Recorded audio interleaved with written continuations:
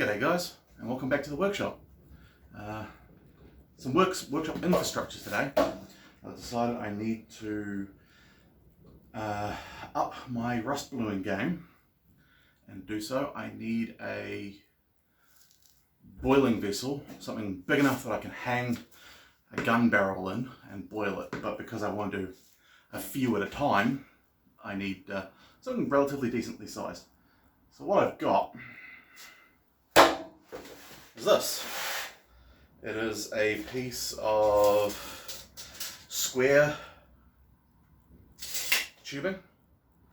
It is 200mm by 200mm, or what are we looking at? 8 inches by 8 inches if you're in black and white. Wall thickness is just under 1/4 of an inch, or just about 5mm. Yeah, so the goal here, obviously it's very, very rusty. I'm not too concerned about that because it's going to get full of water and boiled. The outside's going to get cleaned up a little bit, but it's going to have insulation put on the outside anyway. The goal here is to cut it down to, I believe the finished height is going to be about 1500 millimeters, 1.5 meters, or just over it. I don't know how that meters and inches, who knows. Yeah, so let's get to it.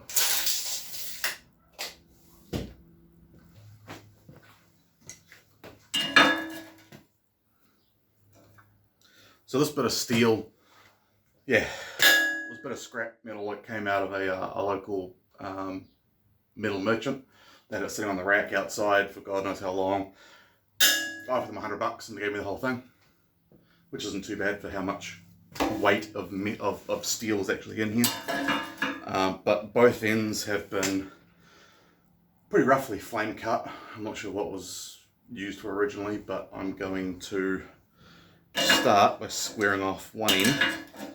I have a new metal cutting saw, cold cut saw, but I'm just going to plasma cut it.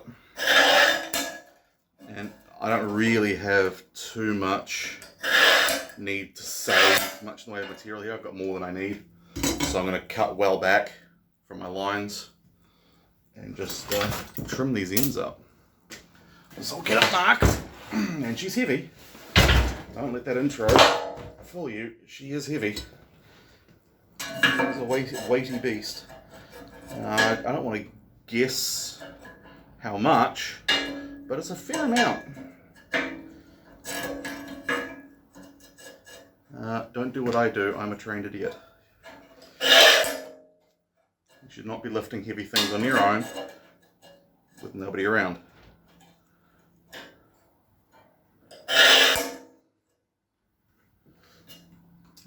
I had no choice because I am on my own, which meant I had no one to help me.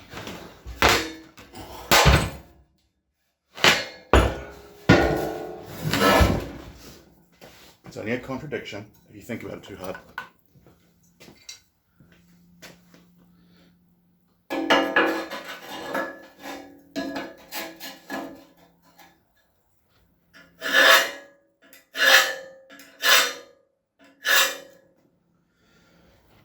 I'm not going for super precise here, just going for near rough. Again, it's going to be a tank full of water that boils. Doesn't have to be the most precise thing in the world. The plasma cutter here on the other side of the bench.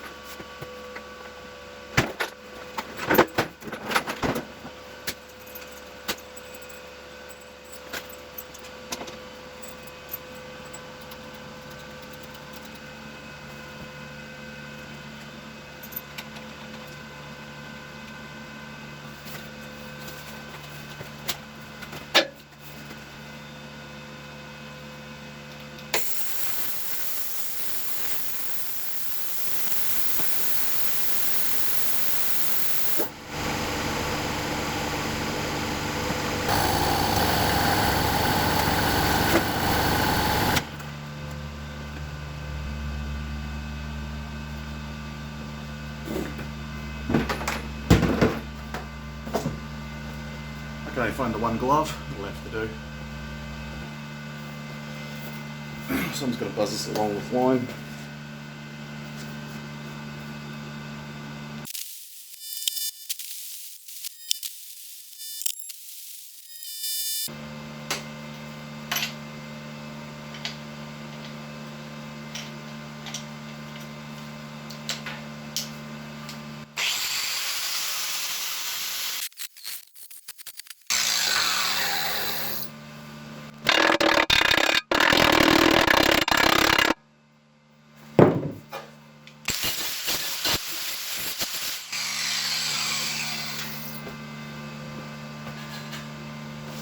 Alright, that's one end cleaned up.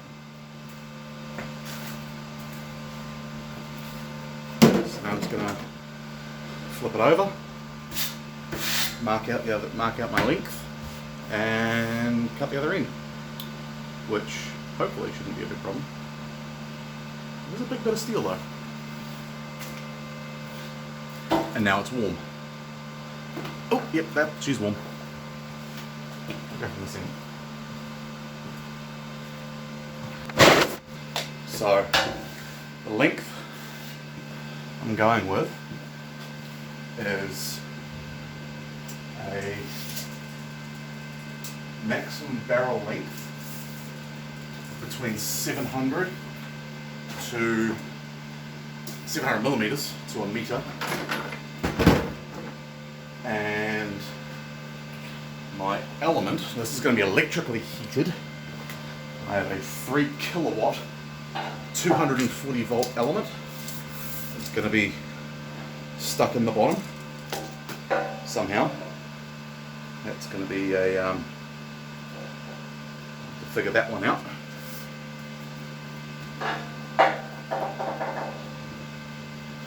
Actually, in fact, I might as well figure that one out now, because I have two options. I can either place it vertically in the bottom, like that, which will give me the easiest amount of clearance, but I'm not confident that setting it up like that will be the best for heating the water.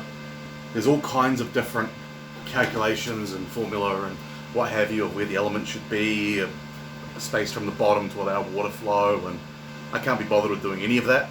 The other option I have is to put it diagonally, because it won't fit. The element itself is 250, and the tube's 200, a 190 internal. So I really only have the chance of fitting it if I feed it in diagonally.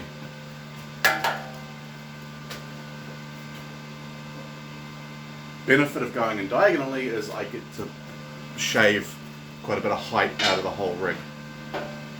Downside of going diagonally is I have to find some way to put in a hole on a diagonal and then weld a bung into that hole. Time to do a little bit of that. Okay. So the first thing I need to figure out is the volume of my internal of the internal of the cylinder.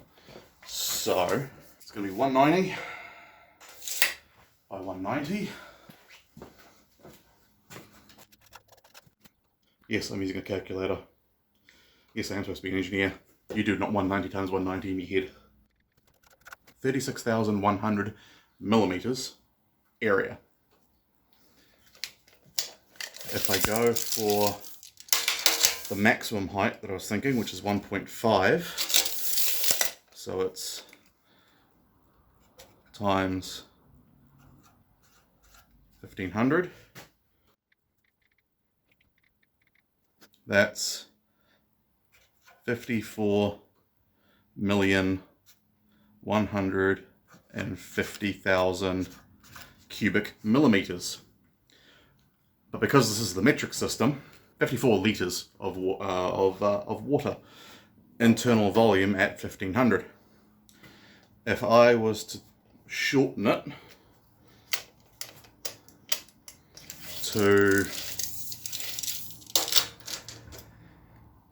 1200 high, which is the maximum height it would need to be for putting the element in on a diagonal, then we are looking at 43,320,000 or 43.3 litres. Doesn't seem like a big change, but if we look at our calculation, so we've got the two numbers, we've got 54.15 litres and 43.32 litres, approximate. You know, it'll probably end up being 54 and 43, but we'll use these numbers because that's what we have. So I'm just going online here quickly. There is a formula for doing this, but I'm being very lazy. The amount of water that we have is 54.15, a start temperature of about 20 Celsius, and our end temperature, we're going to put 99 Celsius because we want boiling. It's going to give us a rough, it's not an accurate, 100% accurate, but it's going to give us a pretty rough calculation. So we're going 3 kilowatt. So to heat 54 litres with a 3 kilowatt element, it's going to take us 1 hour and 40 minutes.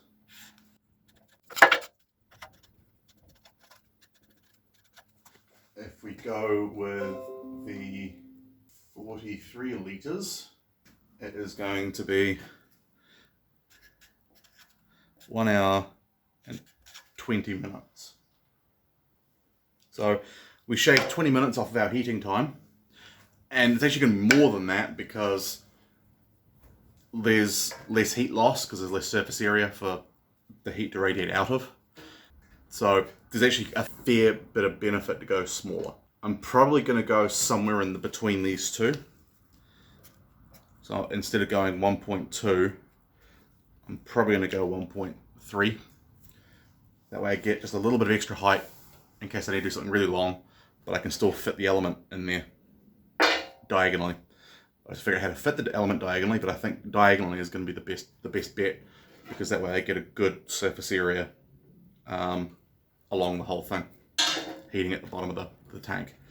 Now the goal is this is going to heat it up to boiling, so 3 kilowatt element should do it pretty easily, especially since we're 240 volt here and I've got a 15 amp plug, so it should be able to draw all the power it needs to boil water. Now the electronics going in this thing are not going to be particularly complicated. It's just going to be plugged straight into the wall to start with. There will be level sensors and what have you later on, but to start with, we're just going to go with this wired directly to the wall, and as long as the water level maintains water level around the element, it's not going to have any problems, because as long as there's water around the element, it will not exceed 100 degrees Celsius, give or take 1-2 degrees. All right, so with that, I think we now know where we're going, so we will continue. It's also going to take a fair bit of weight off the end of this thing.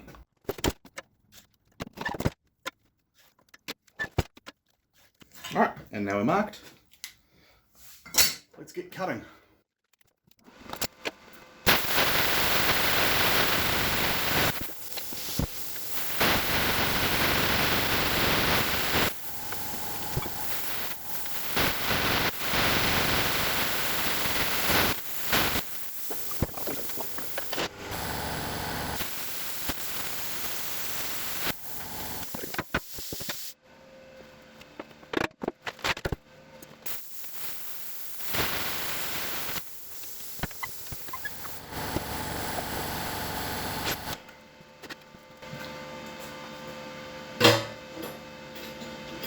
Yep, that'll work.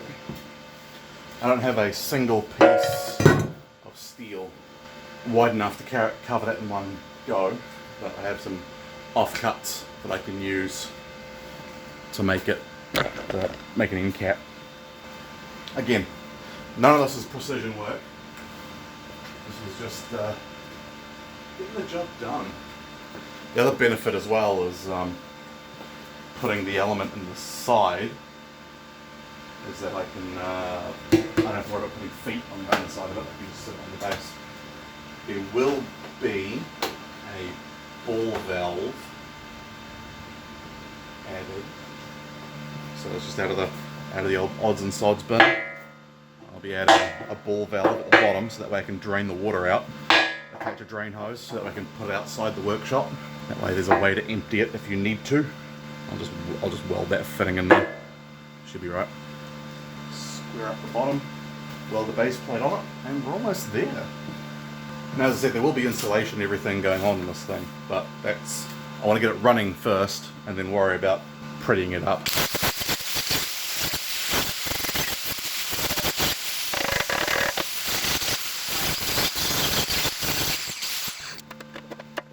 Near enough for government work.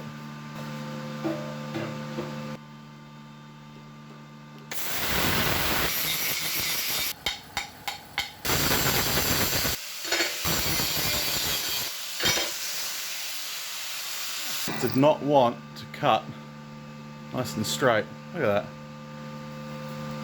that. I have no idea why I did that.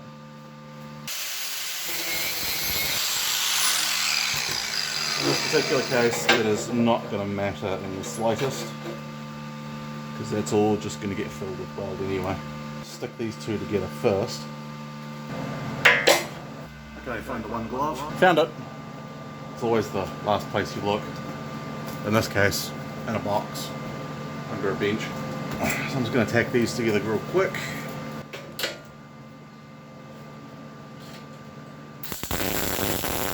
And then I'm just going to clean up these couple tacks on the ends. I keep saying it, but none of this has to be particularly flash. Is it particularly flat? Not sure.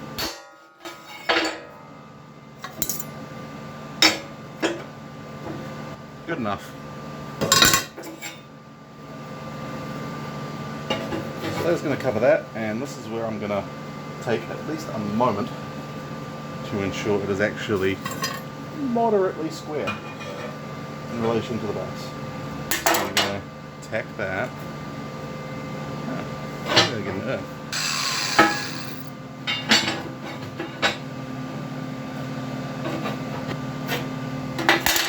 Fair enough. For government work at the very least.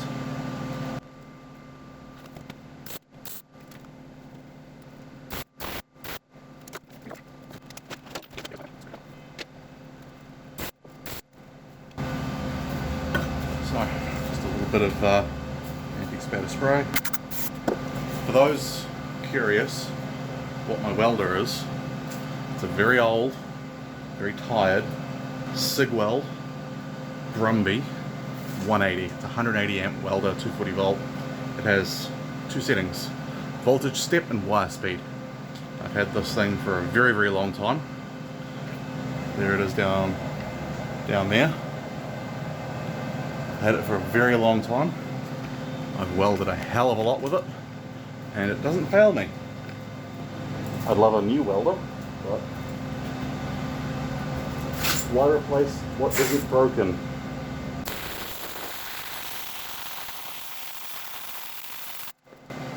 And that is why I don't bother replacing it. Not the prettiest looking weld, but there's plenty of penetration and there's no way that's going to leak. Famous last words.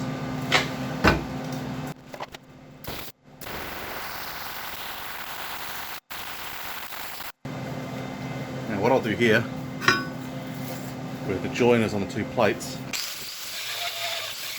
I'll V that and then give me something to relay some weld into.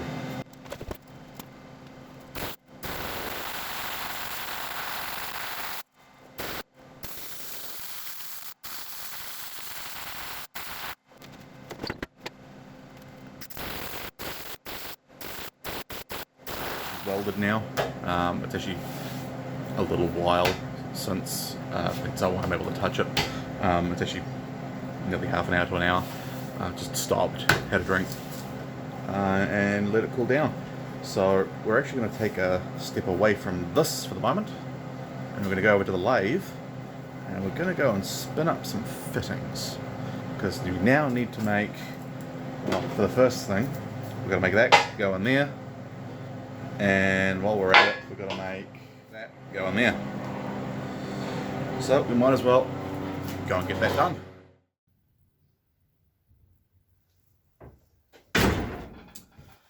So YouTube tells me that the average viewer watches about 20 minutes to half an hour. So taking that into account, I'm going to split the video here. Otherwise it's going to go too long. I genuinely appreciate you guys watching this far till the end of this video at the very least. There will be a part 2 following up, and probably a part 3 when we go over using the boiling vessel and getting some actual boiling results out of it. There's a couple more things to happen before then, but you'll see those because I'm trying to get a roll on getting more videos done. If you like what you see, if you like what I'm doing here, there's some links down in the description. Subscribe. There's a Patreon down there if you really like what I do. Every little bit helps. I'm doing all this on my own, and I'm not getting too much out of it at the moment, so it's a struggle, but you know, it's worth it. Every little bit helps, so thank you if you feel that way inclined. Cheers guys.